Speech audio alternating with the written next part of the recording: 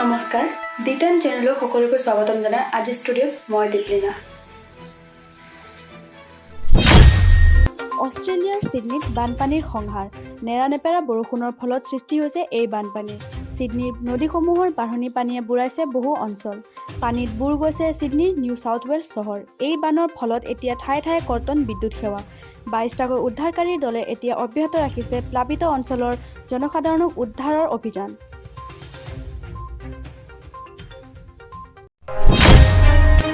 এতিয়া জনাব ওলাইছো এক গুৰুত্বপূৰ্ণ খবৰ। বাহন চলাওঁতে এতিয়া সাৱধান হ'ব লাগিব আপুনি মই, কিয়নো কঠোৰ হৈছে এতিয়া পৰিবহণ বিভাগ। এতিয়াৰে পৰা কঠোৰভাৱে মানি চলিব লাগিব পৰিবহণ আইন, অন্যথা বিপদত পৰিব আপুনি। নিয়ম ভংগ কৰিলে ভৰিব লাগিব বৃহৎ পৰিমাণৰ জৰিমনা। হেলমেট ব্যৱহাৰ নকৰা ব্যক্তিৰ প্ৰতি কঠোৰ ব্যৱস্থা ল'ব প্ৰশাসনে।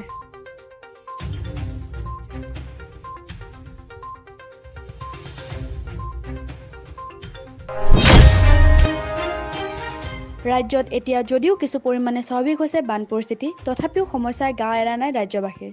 গহপুৰত প্ৰলয়ংকাৰী বানে ধ্বংস কৰি থৈ গ'ল বিস্তীৰ্ণ অঞ্চল। চাওঁ হওক তাৰে কিছু দৃশ্যাংশ।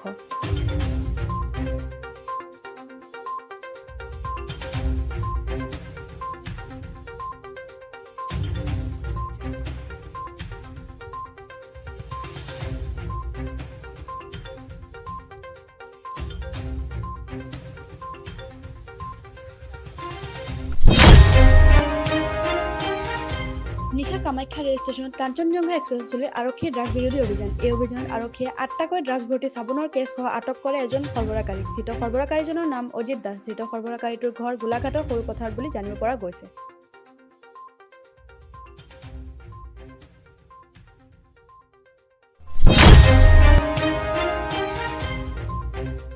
ইপিনে বানৰ পিছত এতিয়া হাজোৰ বিভিন্ন অঞ্চলত ৰোগে গা কৰি উঠিছে। এই সন্দৰ্ভত চাওঁ হওক আমাৰ এক প্ৰতিবেদন। এটাৰ পিছত এটা আমি বানপীড়িত লোক এলেকাবিলাকত গৈ আমি সেইবিলাক জেগাত আমি বিনামূলীয়া স্বাস্থ্য শিবিৰবিলাক কৰিছোঁ অসম ৰাজ্যিক মেডিকেল চেলৰ যোগেদি, যাতে ৰাইজে যাতে এই বানপানীৰ পিছত যিবিলাক বেমাৰ হৈছে যেনেকৈ জ্বৰ, কাহ, বমি বা পাতলা পায়খানা এইবিলাকৰ যাতে সুবিধাখিনি পায়। বহুতো অভিজ্ঞ ডক্টৰ আহিছে, আজি চাৰ্জাৰী, গাইনী, মেডিচিনৰ দৰে ডক্টৰে ইয়াতে চিকিৎসা কৰি আছে। তাৰ লগতে মানুহখিনিৰ যিখিনি basic test, sugar testing, BP testing, এইবিলাক টেষ্টো আমি ইয়াতে উপলব্ধ কৰাইছোঁ। তাৰ লগতে আমি বিনামূলীয়া ঔষধ মানে সকলো স্কিনৰ প্ৰব্লেমৰ পৰা এণ্টিবায়'টিকৰ পৰা বিষৰ টেবলেট, কেলছিয়াম, আইৰণ, ভিটামিন সকলো ধৰণৰ আমি ঔষধ ইয়াতে উপলব্ধ কৰাইছোঁ। আজিৰ বাবে ইমানে, নমস্কাৰ।